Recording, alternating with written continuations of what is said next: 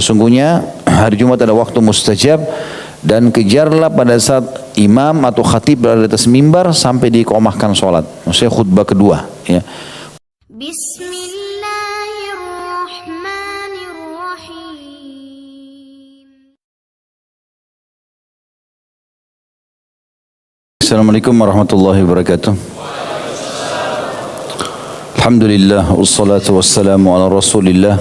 Segala puji dan puja kehadirat Allah subhanahu wa ta'ala, juga salawat dan taslim kepada Nabi besar Muhammad sallallahu alaihi wa sahbihi wasallam. Melanjutkan bahasan kitab Minhajul Muslim kita, dan kita masih dalam bab solat. Dan pada malam ini semoga Allah berkahi kita masuk materi ke-10 tentang solat Jumat. Jumat ini teman-teman adalah hari yang sangat mulia. Sampai-sampai dalam banyak hadis Nabi SAW yang memuliakan atau menyebutkan tentang kemuliaan hari Jumat ini. Di antaranya tentu tidak ada dalam buku kita, disebutkan bahwasanya Nabi SAW bersabda, Yahudi telah memilih hari Sabtu sebagai hari raya mereka, dan Nasrani telah memilih Ahad sebagai hari raya mereka, dan aku diberikan petunjuk oleh Allah untuk memilih hari Jumat. Berarti memang memilihnya Nabi SAW hari Jumat adalah hari yang terbaik, sampai-sampai Allah yang memandu dan bukan beliau yang memilih. Dalam hadis yang lain kata Nabi SAW, hari Jumat adalah hari yang terbaik semenjak terbitnya matahari, atau semenjak diciptakannya langit dan bumi. Pada hari itulah Adam diciptakan, hari itu Adam dimasukkan ke dalam surga, hari itu Adam dikeluarkan atau diturunkan ke muka bumi, dikeluarkan dari surga dan masuk atau turun ke muka bumi, dan tidak akan terjadi hari kiamat kecuali hari Jumat. Dan dikatakan dalam sebuah hadis yang juga dihasankan oleh para ulama, kata Nabi SAW, kalau tiba pagi hari Jumat, maka seluruh makhluknya Allah menengadahkan kepalanya ke langit, kecuali jin dan manusia. Mereka menunggu apakah trompet sangkakala ditiup atau tidak. Karena memang itu adalah hari mulia. Ya. Hari Jumat ini karena dimuliakan dan diistimewakan sampai diistilahkan juga dengan hari raya mingguan kaum muslimin. Allah subhanahu wa ta'ala menjadikan hari itu agar seluruh laki-laki tidak terkecuali yang sudah balik selama masih mampu dan bukan musafir, maka dia wajib menuju ke masjid, dan rangkaiannya wajib mendengarkan khutbah dan juga mengikuti sholat. Khutbah ini tujuannya untuk memotivasi mereka untuk semangat dalam ibadah, tetap mengejar surga, bagaimana mereka menjaga amanah-amanah sebagai pemimpin di masyarakat, kaum laki-laki, untuk punya bekal sampai Jumat yang akan datang. Jumat datang, ke depan dicas lagi sampai Jumat yang akan datang, terus begitu. Dan Nabi SAW memotivasi kita dengan mengatakan, antara Jumat dengan Jumat yang setelahnya, kalau orang sibuk dengan ibadah, pembersihan dosa di antara keduanya, selama dosa-dosa besar dijauhi. Maka di sini umat Islam berkumpul, kemudian mereka mendengarkan tausiah-tausiah, peringatan-peringatan, dan Nabi SAW kalau khutbah Jumat, maka wajah beliau memerah. Wajah beliau memerah, mata beliau memerah seperti sedang memperingatkan pasukan. Ya, saking semangatnya Nabi SAW menggunakan momentum khutbah. Karena ada juga di antara orang teman-teman tidak tiap hari yang hadir di masjid, sholat 5 waktu. Apalagi yang berpegang pada madhab Syafi'iyah menganggap sholat berjamaah di masjid sunnah muakkadah, maka mereka mengisi waktunya sholat di rumah. Di Jumat ini hampir semua disepakati oleh jumhur ulama wajib bagi laki-laki yang balik, ya, dan tidak punya udzur syar'i, wajib. Maka dalam madhab Syafi'iyah pun wajib hadir. Oleh karena itu banyak orang yang belum pernah hadir di masjid, maka hadir pada saat itu. Dan ini kesempatan untuk menasihati mereka, mengingatkan mereka. Kalau sudah beramal soleh dipertahankan, kalau berbuat dosa maka bertaubat. Bagaimana mereka mengingat masalah akhirat, mengingat tentang pentingnya kembali kepada Allah subhanahu wa ta'ala. Jumat ini teman-teman dibuatlah surah khusus oleh Allah subhanahu wa ta'ala, namanya surah Al-Jum'ah, khusus untuk mengingatkan umat Islam tentang pentingnya kedudukan hari Jumat itu. Dan itu yang diangkat oleh Syekh Abu Bakar Jazair rahimahullah di awal sekali, di poin A materi ke-10 salat Jumat adalah hukum salat Jumat. Beliau mengatakan salat Jumat hukumnya wajib bagi laki-laki, dan bagi perempuan hukumnya sunnah. Boleh mereka hadir, tetapi tetap lebih afdal di rumah. Ya. Tapi kalau laki-laki wajib. kecuali dia punya udzur syar'i, belum balik, musafir, sakit, gila, ini semua mungkin punya udzur. Selain daripada ini tidak boleh sama sekali tinggalkan Jumat. Berdasarkan firman Allah Subhanahu wa taala dalam surah Al-Jumu'ah ayat 9, A'udzu billahi minasyaitonir rajim. Ya ayyuhalladzina amanu idza nudiya lis-salati min yaumil jumu'ati fas'au ila dzikrillahi wa dzarul bai'. Tentu lanjutan ayatnya, dzalikum khairul lakum in kuntum ta'lamun. Yang artinya, hai orang-orang yang beriman. Tentu yang bisa menjawab orang beriman saja. Orang yang tidak beriman atau kurang imannya maka tidak akan menjawab panggilan Jumat tersebut. Apabila disuruh untuk menunaikan solat Jumat atau solat pada hari Jumat, maka bersegeralah kalian untuk atau kepada mengingat Allah dan tinggalkanlah jual beli. Ya. Artinya semua transaksi apapun tinggalkan demi untuk menghadiri Jumat. Ya. Juga berdasarkan sabda Nabi SAW di dalam hadis yang sahih riwayat Imam Muslim nomor 865. Kata baginda Nabi SAW, la yantahiyanna aqwamun an wad'ihimul jumu'at aw la yakhtimanna Allahu ala qulubihim thumma la yakununna minal ghafilin. Hendaklah kaum-kaum menghentikan kebiasaan meninggalkan solat Jumat, atau Allah akan menutup rapat hati mereka, lalu mereka benar-benar menjadi orang-orang yang lalai. Artinya ancaman dari Nabi SAW, kalau orang sengaja meninggalkan Jumat tanpa udzur, hatinya tertutup, tidak akan mendapatkan hidayah. Dalam riwayat lain dikatakan 3 kali Jumat. Ya. Ini menandakan memang betul-betul ancaman, dan kita sudah tahu, kita bisa membedakan itu dosa besar atau tidak karena adanya ancaman. Laknatkah, ancaman masuk neraka kah, siksa kubur kah, atau seperti ini ya, hati yang dilalaikan dan segala macam, ini berarti masuk dalam kategori dosa besar. Juga sabda Nabi SAW, al-jum'atu haqqun wajibun ala kulli muslimin fi jama'atin illa arba'ah, abdun mamluk, aw imra'atun, aw sabiyyun, aw marid. Hadis ini diriwayatkan Abu Daud nomor 1067, yang artinya salat Jumat adalah hak yang wajib atas setiap muslim yang dilakukan secara berjamaah, kecuali 4 orang yang tidak diwajibkan, maksudnya jadi sunnah hukum mereka, yaitu hamba sahaya, yang kedua wanita, yang ketiga anak kecil, dan yang keempat orang sakit. Dalam riwayat yang lain ditambahkan Imam Ahmad, dan musafir, karena orang musafir tidak ada Jumat baginya, kecuali dalam kondisi antum safar pas berada di dekat masjid dan orang lagi sholat Jumat, ya sholat Jumat. Tapi kalau tidak, dalam perjalanan tidak ada masalah. Gugurlah Jumat bagi orang-orang yang musafir, dan mereka bisa ganti dengan Jumat. Poin B-nya, hikmah disyariatkannya sholat Jumat.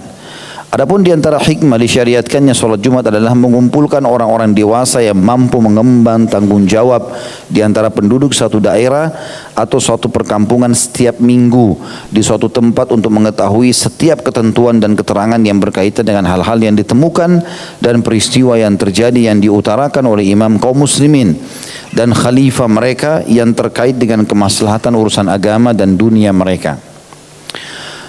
Jadi untuknya, untuk memperingatkan, tadi saya bilang, mengecas iman-iman kita kaum laki-laki yang merupakan pemimpin di masyarakat selama seminggu ke depan. Terus begitu. Juga mereka dapat mendengar anjuran serta peringatan, janji serta ancaman Allah yang maha suci dan maha pemurah, yang dapat membangkitkan semangat mereka dalam menunaikan sejumlah kewajiban mereka serta mendorong mereka supaya menunaikannya dengan sungguh-sungguh dan penuh ketekunan selama 1 minggu. Hikmah-hikmah tersebut dapat terlihat nyata bagi orang yang mau merenungkan sejumlah persyaratan serta kekhususan sholat Jumat, karena di antara persyaratannya terkait erat dengan keberadaan satu perkampungan, satu jamaah, satu masjid dan persatuannya. Kemudian keberadaan khutbahnya yang disampaikan khalifah atau penguasa, diharamkannya berbicara saat pelaksanaannya sedang terjadi, maksudnya khutbah, serta gugurnya kewajibannya dari seorang hamba sahaya, wanita, anak laki-laki dan orang sakit. Mengingat membebani mereka dengan kewajiban tersebut dipandang tidak sempurna, dan mereka tidak termasuk orang-orang yang juga atau yang mampu menunaikan sejumlah tanggung jawab serta beberapa kewajiban disampaikan di atas mimbar. Jadi hikmahnya sangat luas. Kenapa sholat Jumat itu dilakukan? Ya. Poin C-nya, keutamaan hari Jumat. Hari Jumat memiliki atau merupakan hari yang sangat utama serta agung dan sebaik-baik hari dunia. Sebagaimana Rasulullah SAW bersabda, khairu yaumin tala'at fihi syams yaumul jum'ah fihi wa fihi khulika Adam alaihi salam wa fihi udkhila al-jannah wa fihi udkhila ila al-jannah wa fihi ukhrija minha wa la taqumu as-sa'atu illa fi yaumil jum'ah. Sebaik-baik hari yang di dalamnya matahari terbit, atau hari dunia maksudnya, dari awal diciptakan sampai hari kiamat nanti, ialah hari Jumat, di mana pada hari itu Nabi Adam alaihissalam diciptakan, dimasukkan ke dalam surga, dikeluarkan dari surga, dan kiamat tidak akan terjadi kecuali pada hari Jumat. Hadis ini sahih riwayat Muslim nomor 854. Jadi sudah semestinya mengagungkannya dengan mengagungkan Allah subhanahu wa ta'ala, memperbanyak amal soleh dan menjauhkan diri dari segala keburukan. Kita masuk lebih dalam teman-teman sekalian, poin D-nya, etika dan hal-hal yang patut dilakukan pada hari Jumat oleh orang yang akan menghadiri sholat Jumat. Sekarang kita sudah masuk kepada pelaksanaannya. Kita sudah sebutkan tentang hukumnya wajib, kita sudah sebutkan tentang hikmah disyariatkannya, dan kita juga sudah sebutkan keutamaannya hari Jumat. Sekarang saya mau kerjakan sholat Jumat, apa yang harus saya lakukan? Yang pertama, mandi bagi setiap orang yang akan menghadiri sholat Jumat, dan ini hukumnya wajib. Sebagaimana sabda Rasulullah SAW, guslul Jum'ati wajibun ala kulli muhtalim. Mandi Jumat itu diwajibkan atas setiap orang yang telah ihtilam atau balik. Hadis ini riwayat Bukhari nomor 858 dan Imam Muslim 846. Ya, ini kewajiban mandi, ya. Dan ini boleh saja kalau teman-teman kerja, keluar sebelum misalnya habis sholat subuh, pulang ke rumah mau pergi kerja, mandi pagi hari itu niatkan mandi Jumat. Diniatkan dalam hati. Jadi nanti pada saat sudah ada Jumat di kantor atau dekat kantor, tinggal pergi hadir saja, karena sudah mandi. Ya, tinggal niat dalam hati saja kalau itu akan dikerjakan mandi Jumat. Jelas nggak ini? Ya. Kecuali kalau memang dasarnya kita ada kantor kita atau tempat kita beraktivitas di sebelahnya ada masjid, ada beberapa masjid jami' besar, masya Allah disiapkan ruang untuk mandi. Saya berapa kali pergi ngisi khutbah Jumat di masjid, beberapa masjid yang besar-besar, saya masuk mampir kamar mandinya, disiapkan memang deretan panjang itu khusus untuk mandi semua, deretan sebelahnya memang untuk WC gitu. Jadi bisa ada 6, 7 atau 10 kamar mandi memang untuk mandi, shower, disiapkan sabunnya segala macam gitu. Nah kalau ini ada, alhamdulillah, berarti antum bisa bawa baju ganti, kemudian nanti masuk kamar mandi, mandi yang bersih, diniatkan untuk mandi Jumat biar hadir di Jumat segar, nggak ngantuk lagi, ya, nggak mudah ditiup-tiup oleh syaitan, karena sudah segar. Ini baru masuk bertanding ruku semua. Tapi bukan ruku sholat, rukunya goyang-goyang lagi. Tambah lagi khatibnya suaranya kecil atau mikrofonnya mati, tambah tidur satu masjid. Maka pada saat itu mandi biar segar. Nah, juga yang kedua, disunnahkan mengenakan pakaian yang bersih dan memakai minyak wangi yang terbaik. Ini menandakan memang kita harus muliakan Jumat itu, sampai disuruh pilih baju yang terbaik yang kita miliki dan pakai minyak wangi yang terbaik. Sabda Nabi SAW berhubungan dengan masalah itu, ala kulli muslimin al-ghuslu yawmal jum'ah wa yalbasu min salihi thiyabihi wa in kana lahu tibun massamin. Diwajibkan atas setiap muslim mandi pada hari Jumat, memakai pakaian yang bersih, dan jika ia memiliki minyak wangi hendaklah ia memakainya. Hadis ini sahih riwayat Ahmad nomor 11.231 dan Abu Daud nomor 347. Dan ini juga asal hadis ini ada di Sahihain atau riwayat Bukhari Muslim. Imam Bukhari sebutkan di nomor 880, Imam Muslim 846. Hadis ini betul-betul menggambarkan teman-teman bagaimana bersihnya dan mulianya agama Islam itu. Karena kita kalau ke masjid disuruh mandi, disuruh bersih. Sebenarnya perintah wajib pada saat Jumat ini itu berlaku sunnah bagi sholat yang lainnya. Bahkan Imam Malik rahimahullah Itu setiap kali mau masuk ke Masjid Nabawi untuk mengajar hadis-hadis Nabi, beliau selalu mandi dulu. Pakai wangi-wangian. Waktu ditanya, kenapa Anda lakukan itu? Setiap mau ngajar harus mandi dulu. Dia bilang, iya. Saya masuk ke Masjid Nabi SAW, rumahnya Allah. Saya juga akan mengajarkan ajaran Allah melalui lisan Nabi Muhammad SAW. Hadis-hadis yang akan disampaikan. Maka kenapa saya enggak muliakan? Nah, ini menandakan memang Islam adalah agama yang bersih dan dianjurkan kita menghadap kepada Allah SWT dalam kondisi bersih. Jangankan kita masih hidup teman-teman, jenazah sudah mandi, sudah meninggal dimandikan. Untuk apa dimandikan? Sebentar lagi dimakan oleh tanah, dimakan oleh belatung, ya, karena ruhnya sudah terlepas dari jasadnya. Tapi subhanallah dimandikan, dikafani dengan kafan yang bersih, karena memang itu dikembalikan kepada penciptanya. Yang ketiga, tentu di sini diambil hikmah juga teman-teman sekalian ya. Maaf saya tambahkan sedikit. Menggunakan baju bersih ini bukan hanya pada saat sholat Jumat, tapi setiap sholat, setiap ke masjid, bahkan setiap keadaan seorang muslim. Cari baju yang terbaik, yang membuat kita nyaman, membuat juga orang menilai positif kepada kita. Jelas nggak ini? Jadi ada doa pakai baju baru. Tidak ada doa pakai baju rusak. Ya.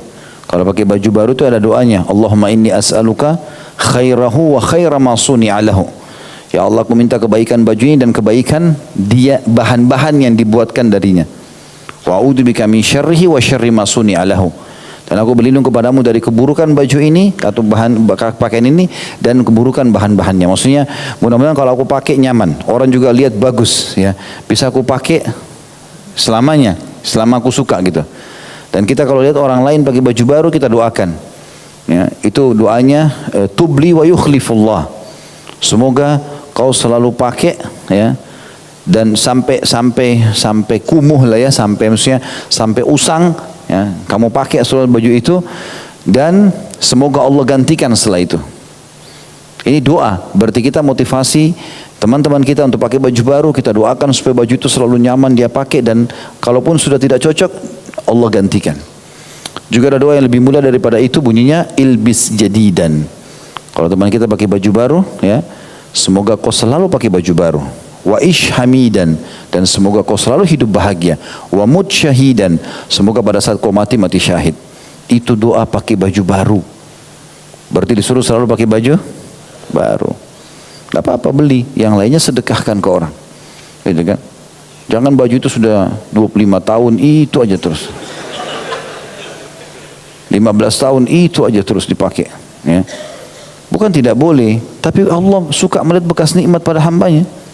Kata Nabi SAW kepada seorang sahabat yang kelihatan kumuh, Nabi kasih dia uang dan mengatakan saya cukup ya Rasulullah. Kata Nabi SAW, Allah suka melihat bekas nikmatnya pada hambanya. Kenapa kau enggak perlihatkan? Ada sahabat masuk masjid rambutnya berantakan. Nabi SAW bilang, suruh keluar orang ini. Sisir rambutnya dengan rapi, baru masuk ke masjid. Nabi SAW mengatakan kalau aku tidak beratkan umatku, aku suruh mereka bersiwak di setiap kali wudhu. Dalam riwayat aku di setiap kali mau sholat, selalu bersihkan mulut, rapikan rambut, pakai minyak wangi, pakai baju bersih. Begitu perintah agama. Berarti orang muslim tidak boleh bertolak belakang dengan ini.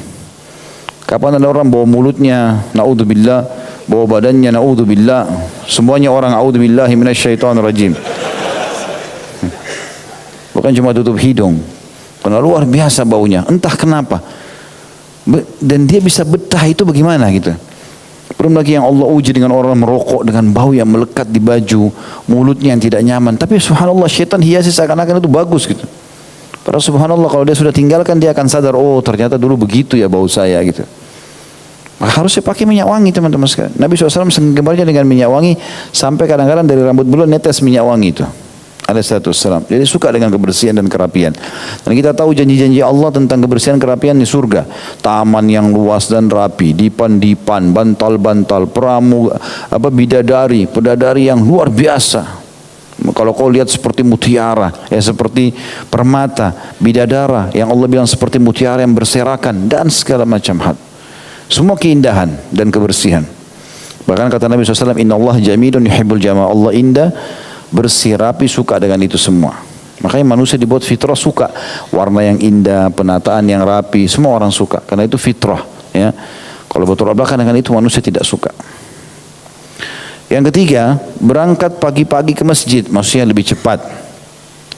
Bagi orang yang akan menghadiri sholat Jumat sebelum tiba waktunya, Berdasarkan sabda Rasulullah SAW, "Man igtasala yawmal jum'ati ghusl al-janabah, thumma raha fi as-sa'ati al-ula, faka'annama qarraba badanah, wa man raha fi as-sa'ati ats-tsaniyah, faka'annama qarraba baqarah, wa man raha fi as-sa'ati ats-tsalitsah, faka'annama qarraba qabshan aqran, wa man raha fi as-sa'ati ar-rabi'ah, faka'annama qarraba dajajah, wa man raha fi as-sa'ati al-khamisah, faka'annama qarraba baydah, fa idza kharaja al-imamu hadaratil malaikatu yastami'una adh-dhikr."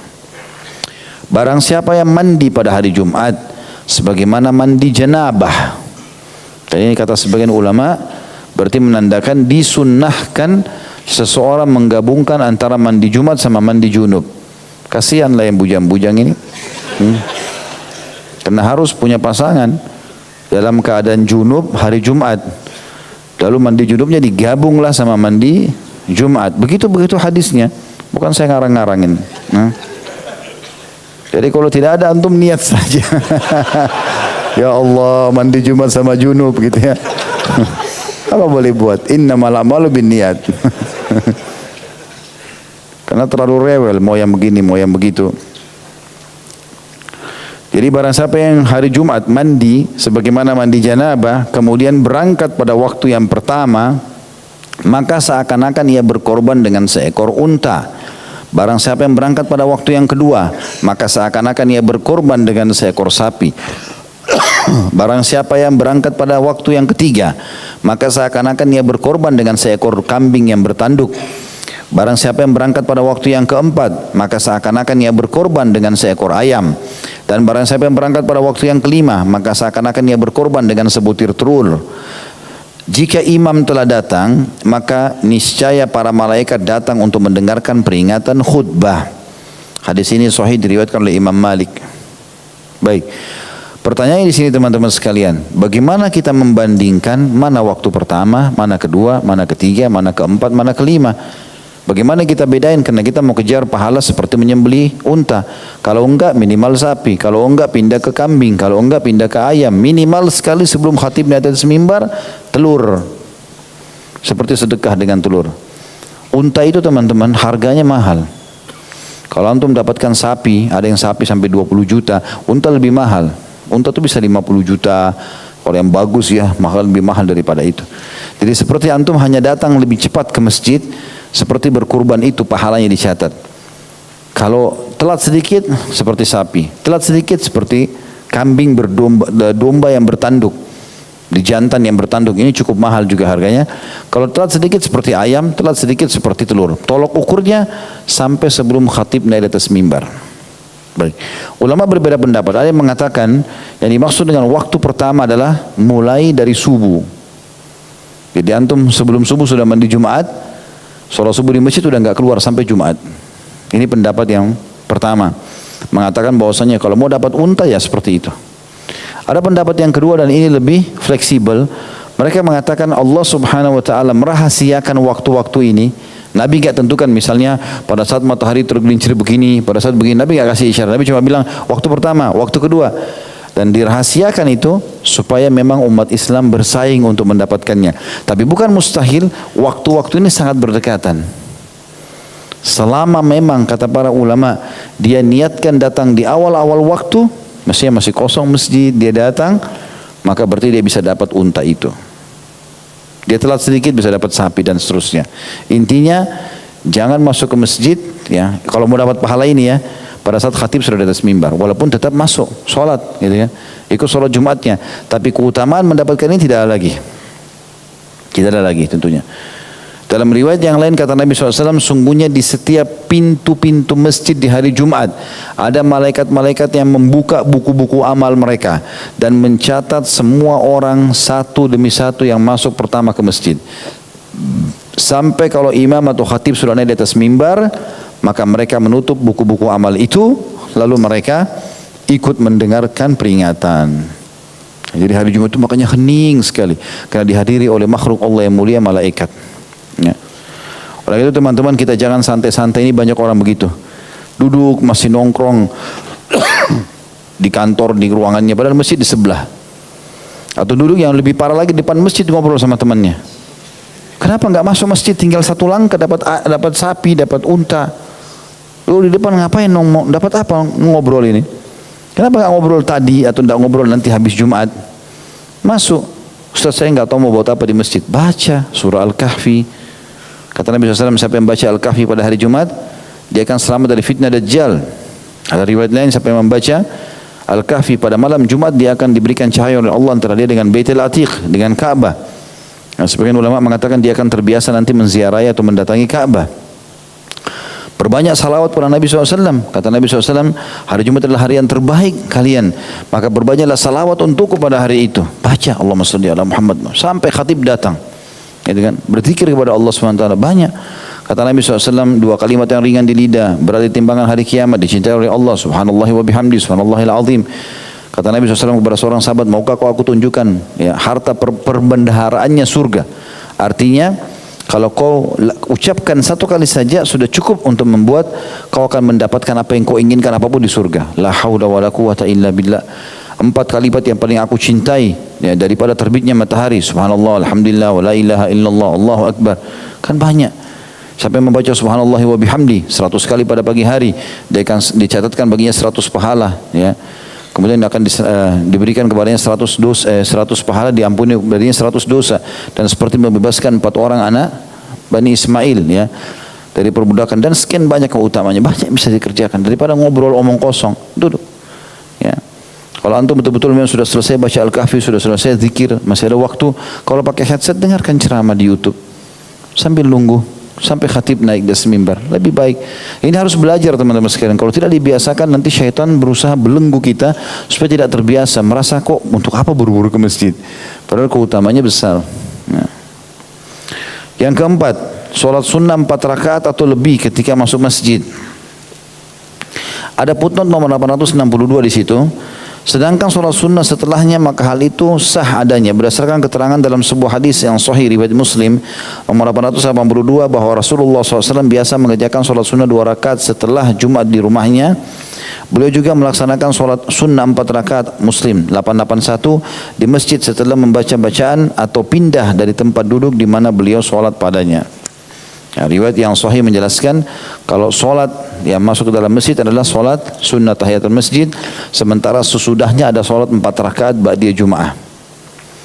Berdasarkan hadis Nabi SAW yang berbunyi, la yagtasilu rajulun yawmal jum'ah wa yatatahharu bima istata'a min tuhrin wa yuddahinu min duhnihi aw yamassu min tibi baitihi thumma yaruhu ila al-masjid wa la yufarriqu baina ithnaini thumma yusalli ma kutiba lah thumma yansitu lil imami idza takallama illa ghufira lahu min al-jum'ati ila al-jum'ati al-ukhra ma lam yaghshal kaba'ir. Tidaklah seseorang mandi pada hari Jumat bersuci menurut kesanggupannya. Maksudnya betul-betul mandi yang luar biasa. Menggosok seluruh anggota tubuhnya, menggunakan sabun terwangi, sampo terbaik, semuanya. Disuruh pakai yang terbaik. Kemudian dia menggunakan atau memakai minyak wangi atau wangian yang ada di rumahnya. Kemudian ia berangkat ke masjid dengan tidak memisahkan di antara 2 orang yang duduk. Jadi kalau sudah duduk jangan lewat-lewatin tengah-tengahnya, cari tempat-tempat yang masih kosong ya. Lalu menunaikan sholat yang diwajibkan kepadanya, lalu diam saat imam sedang khutbah. Mestinya bukan diwajibkan ya, yang diperintahkan kepadanya. Jadi seperti sholat di sini tahiyat masjid. Kecuali dosanya ya akan diampuni pada hari Jumat hingga Jumat selanjutnya, selama ia tidak mengerjakan perbuatan dosa besar ya. Ini juga ada hadis yang lain, maka akan diampuni dosa-dosanya seminggu, kemudian ditambah 3 hari, jadi 10 hari. Ya. Yang kelima, menghentikan bacaan dan perbuatan sia-sia seperti mempermainkan atau mempermainkan kerikil dan lainnya atau lain-lain ketika imam berkhutbah berdasarkan sabda Rasulullah SAW. Ya, ini seperti membuka handphone kalau kita sekarang ya. Kalau sudah naik khatib di atas mimbar, fokus. Ya. Baca a'udzubillahi minasyaitonirrajim, fokus dengarkan. Walaupun sudah tahu kita akan berbicara khutbah Jumat tentang doa, syaitan bisikin, doa sudah sering dengar, tidur saja. A'udzubillahi minasyaitonirrajim, lawan. Walaupun doa sudah sering didengar, siapa tahu ada ilmu baru, minimal dapat fadilah majlisnya, gitu kan? Karena keutamaan majlisnya sendiri itu besar. Yang kata Nabi SAW, tidak ada orang berkumpul di rumah Allah mempelajari ayat-ayat Allah, termasuk khutbah di situ. Majelis ilmu di antara mempelajari ayat-ayat Allah, kecuali turun bersama majelis itu malaikat yang membawa rahmat dari langit. Juga kata Nabi SAW, kalau seandainya seseorang berkumpul di rumah-rumah Allah untuk menuntut ilmu, ikhlas karena Allah, maka para malaikat menaungi mereka dengan sayap-sayapnya karena ridho terhadap apa yang mereka lakukan. Ya. Juga dikatakan pada orang yang hadir dalam majelis ilmu, termasuk khutbah-khutbah Jumat ini. Ya. Itu kalau mereka mau bubar, kata malaikat, bubarlah dalam kondisi dosa-dosa kalian diampuni. Siapa yang hadir dalam majelis ilmu ikhlas karena Allah, yang hadir majelis ilmu ikhlas karena Allah, dia mendapatkan pahala haji yang lengkap. Banyak keutamanya. Jadi yang kelima ini tadi menghentikan bacaan dan perbuatan sia-sia seperti mempermainkan kerikil dan lain-lain ketika imam berkhutbah, berdasarkan sabda Rasulullah SAW, "Idza qulta li sahibika yaumal jum'ati wal imamu yakhutub ansit faqad lagaut." Jika kamu berkata kepada sahabatmu pada hari Jumat pada saat imam sedang khutbah, diamlah, maka sungguh kamu telah melakukan perbuatan yang sia-sia. Hadis ini diriwayatkan oleh Imam Muslim di nomor 851. Kalau hadis yang sebelumnya tadi disuruh mandi pakai minyak wangi segala macam itu, hadis riwayat Bukhari nomor 883, ya, yang di poin nomor 4 tadi. Kemudian juga sabda Nabi SAW, "Man massal hasa faqad laga wa man laga fala jum'atalah." Barang siapa yang mengusap-usap kerikil untuk membersihkan tempat sujudnya, ya niscaya ia telah melakukan perbuatan yang sia-sia. Sedang barang siapa yang melakukan perbuatan sia-sia, maka dia tidak mendapatkan pahala sholat Jumat. Hadis ini riwayat Abu Daud. Kata sebagian ulama, maksudnya tidak mendapatkan tadi keutamaan seperti menyembelih unta, sapi, kambing dan ayam serta telur, ya. Tapi kalau orang datang dalam kondisi dia buru-buru, dia masuk ke masjid dan imam sudah sholat, maka dia tetap dapat pahala Jumat. Tapi Jumatnya, pahala sholatnya saja. Cuma keutamaan-keutamaan tadi sudah tidak dapat lagi. Yang keenam, jika seseorang memasuki masjid ketika imam sedang khutbah, hendaklah ia sholat sunnah tahiyat masjid 2 rakaat dengan ringan. Hal itu berdasarkan sabda Rasulullah SAW, "Idza dakhala ahadukum yaumal jum'ati wal imamu yakhtub falyarka' raka'ataini wal yatajawwaz fihima." Jika salah seorang di antara kalian memasuki masjid pada hari Jumat ketika imam sedang khutbah, hendaklah ia tetap ruku atau sholat 2 rakaat dan hendaklah melakukannya dengan ringan pada keduanya. Hadis ini riwayat Abu Daud nomor 1117, ya. Ini tahiyat masjid. Makanya ulama mengambil dari hadis ini, tidak ada namanya qabliyah Jumat, tapi yang ada adalah sholat tahiyat masjid. Tapi setelah Jumat ada sholat 4 rakaat. Sebagaimana Nabi SAW kerjakan 2 rakaat di masjid, 2 rakaat di rumah. Kadang-kadang beliau kerjakan 4 rakaat di rumah, kadang-kadang beliau kerjakan juga 4 rakaat itu di masjid. Yang ketujuh, makruh melangkahi pundak jemaah yang telah duduk lebih dahulu serta memisahkan di antara mereka. Berdasarkan sabda Rasulullah SAW, tujukan kepada seseorang yang melangkahi pundak orang-orang, "Ijlis faqad azaita." Duduklah kamu, sesungguhnya kamu telah menyakiti. Hadis ini riwayat Abu Daud nomor 1118. Karena ada orang kadang-kadang datangnya telat, lalu mau masuk ke saf yang depan, akhirnya harus memaksa orang lewat-lewat pinggir-pinggir. Ya, kadang-kadang sudah penuh, apalagi hari Jumat. Ya, berbeda dengan sholat 5 waktu. Kalau 5 waktu orang tidak terlalu banyak hadir, tapi Jumat ini umumnya orang ramai. Juga sabda Nabi SAW, "Wala yufarriqu baina itsnaini," dan hendaklah ia pada saat ke Jumat itu tidak memisahkan di antara 2 orang. Yang kedelapan, haram melakukan transaksi jual beli ketika diseru untuk menunaikan sholat Jumat. Hal ini berdasarkan firman Allah Subhanahu wa taala dalam Jumat ayat 9, "A'udzubillahi minasyaitonir rajim, ya ayyuhalladzina amanu idza nudiya lis-salati min yaumil jum'ati fas'au ila dzikrillahi wa dzarul bai'." Al-ayah. Dan sudah kita bacakan ayat ini, ya. Hai orang beriman, apabila diseru untuk menunaikan sholat Jumat pada hari Jumat, maka segeralah kalian untuk mengingat Allah atau kepada mengingat Allah dan tinggalkanlah jual beli.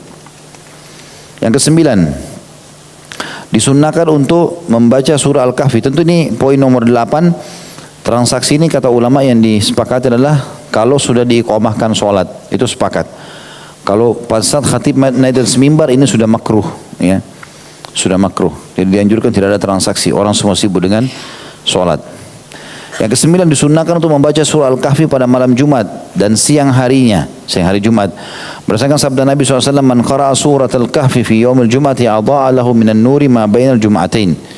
Barang siapa yang membaca surah Al-Kahfi pada hari Jumat dan malam harinya, malam hari Jumat, malam Jumat, niscaya Allah akan meneranginya dengan sebuah cahaya di antara 2 Jumat itu. Hadis ini riwayat Hakim dan disahihkan, jilid 2 halaman 399.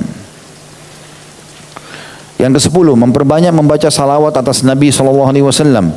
Berdasarkan sabda Nabi SAW, "Akthiru alayya minas salati yawmal jum'ah wa laylatal jum'ah.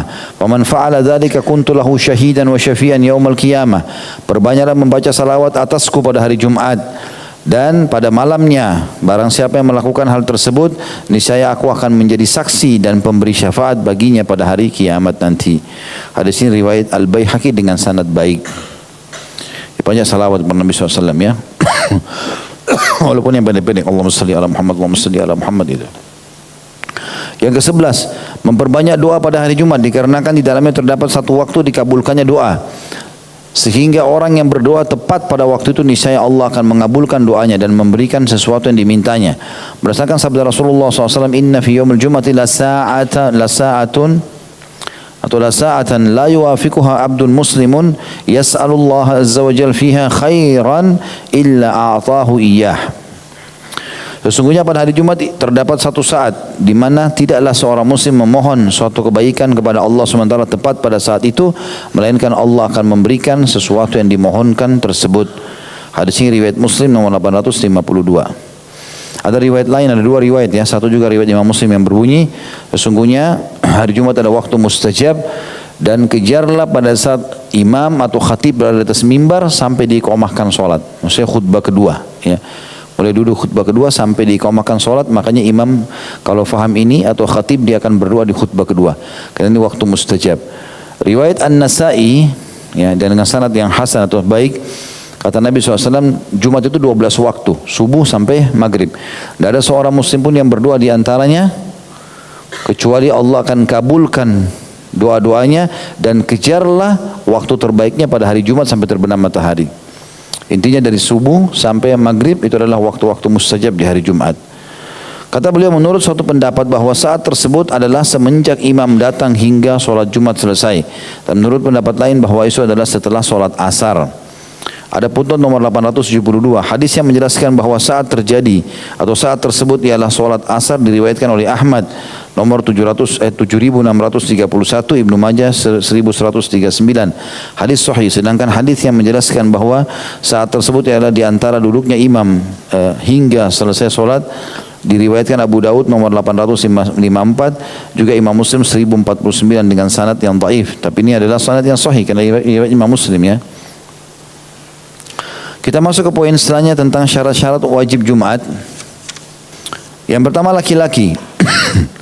Jadi tidak diwajibkan atas wanita. Yang kedua, merdeka. Jadi tidak diwajibkan atas hamba sahaya.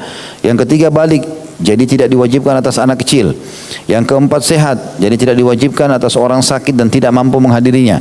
Yang kelima, berada di tempat. Jadi tidak diwajibkan atas musafir atau orang yang berpergian. Semua itu berdasarkan sabda Rasulullah SAW, "Al-Jum'atu haqqun wajibun ala kulli muslimin illa arba'ah, abdun mamlukun aw imra'atun aw sabin aw marid." Ya. Salat Jumat itu adalah hak yang diwajibkan atas setiap orang muslim atau orang Islam kecuali 4 orang, yaitu hamba sahaya, wanita, anak kecil serta orang sakit. Hadis ini diriwayatkan oleh Abu Daud dari Tariq ibn Shihab. Juga sabda Nabi SAW, "Man kana yu'minu billahi wal yawmil akhir fa alaihi al-jum'atu yawmal jum'ati illa maridan aw musafiran aw imra'atan aw sabiyan aw mamlukan." Barang siapa yang beriman kepada Allah dan hari akhir, maka diwajibkan atasnya sholat Jumat pada hari Jumat, kecuali orang sakit, musafir atau orang bepergian, wanita, anak kecil dan hamba sahaya. Hadis ini diriwayatkan Darul Qutni di jilid 2 halaman 3 dan Al-Baihaqi jilid 3 halaman 184. Semua orang yang disebutkan serta setiap orang yang tidak diwajibkan atas mereka menunaikan sholat Jumat dibolehkan menunaikannya bersama imam serta dianggap gugur darinya kewajiban menunaikan sholat duhur. Ketentuan tersebut berlaku untuk selamanya. Selanjutnya itu tadi orang-orang yang wajib Jumat. Sekarang kita masuk syarat sahnya Jumat.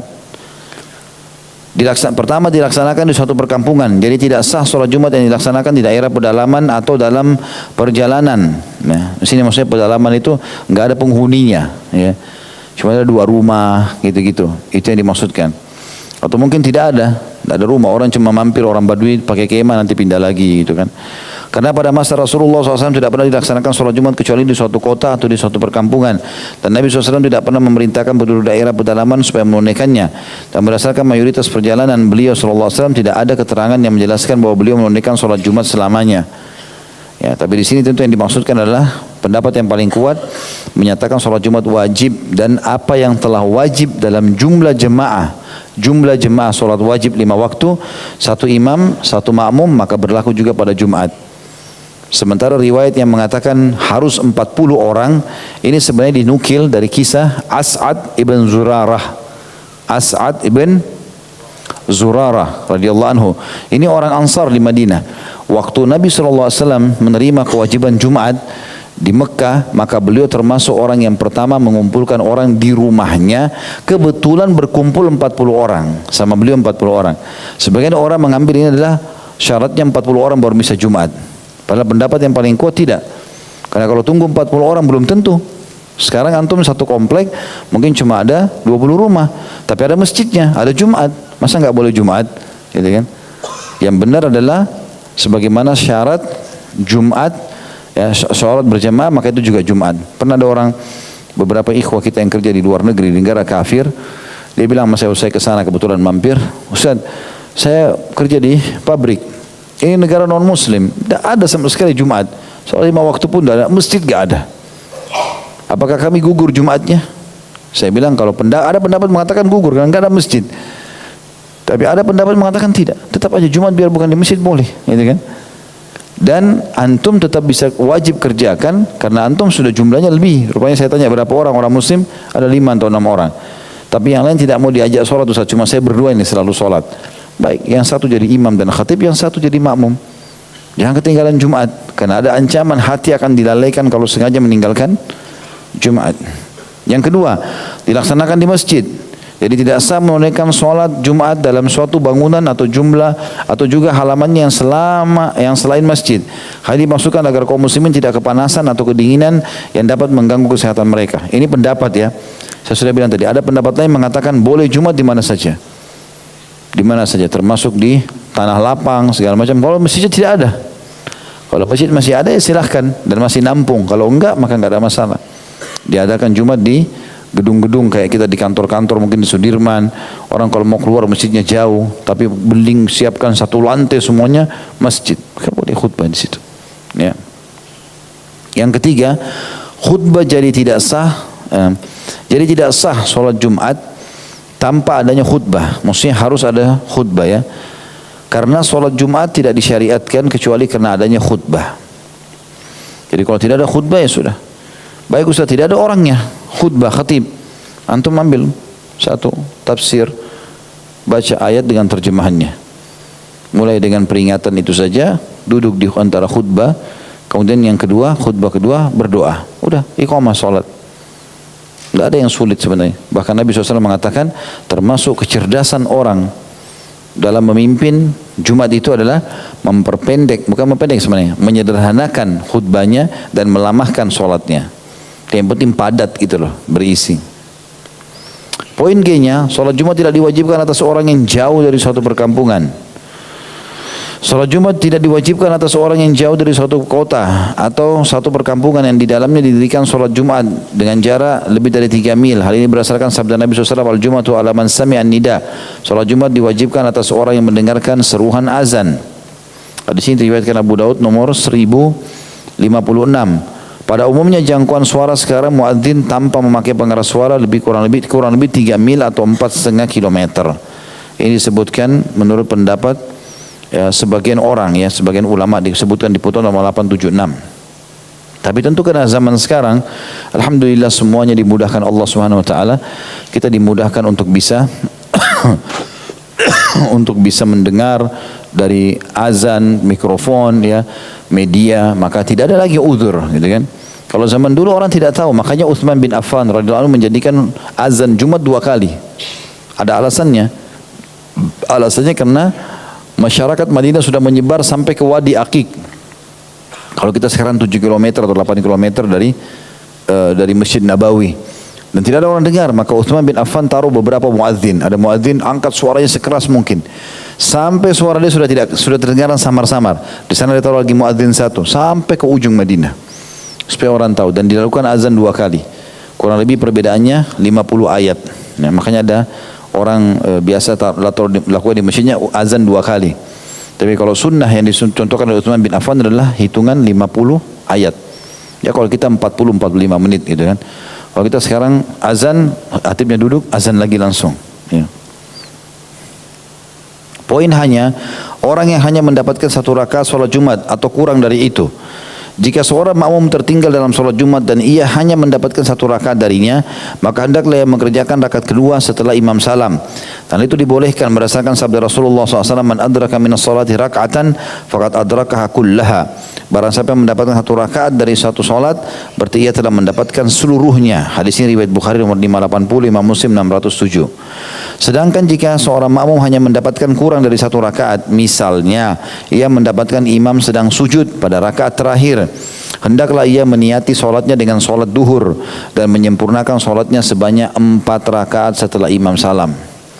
Jadi kalau antum datang Allahu Akbar, langsung antum ruku Allahu Akbar, pas ruku kedua, rakaat kedua, imam di rakaat kedua Jumat, antum sempat ruku, dapat Jumat.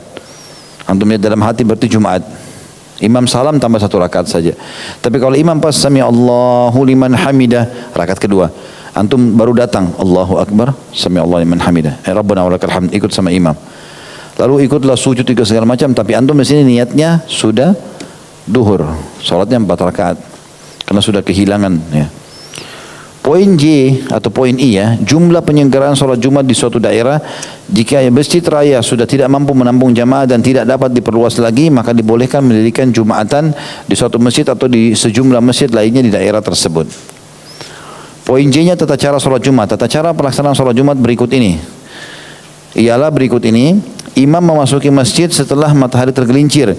Kemudian ia naik mimbar dan mengucapkan salam pada jamaah. Setelah itu imam duduk dan muadzin mengumandangkan adzan sebagaimana adzan sholat duhur.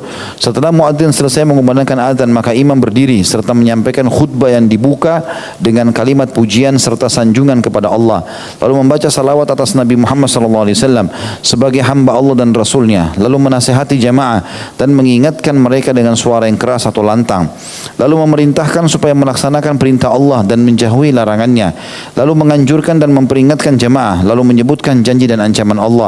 Setelah itu imam duduk sebentar, lalu berdiri kembali dan memulai khutbahnya yang kedua dengan pujian dan sanjungan kepada Allah, lalu melanjutkan khutbahnya yang disampaikan dengan suara yang sama sebagaimana saat menyampaikan khutbah yang pertama, seukuran dengan suara komando pada pasukan tentara hingga selesai khutbahnya dan tidak selayaknya memanjangkan khutbahnya.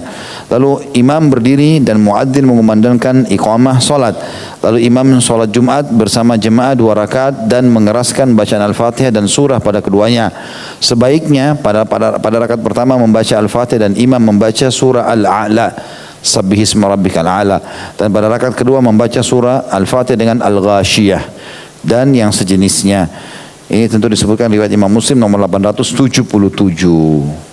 Alhamdulillah, Jumat selesai.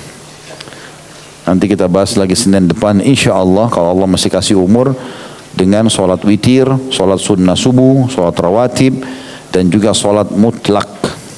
Baik, begitu saja teman-teman sekalian. Subhanakallahumma bihamdika, asyhadu an la ilaha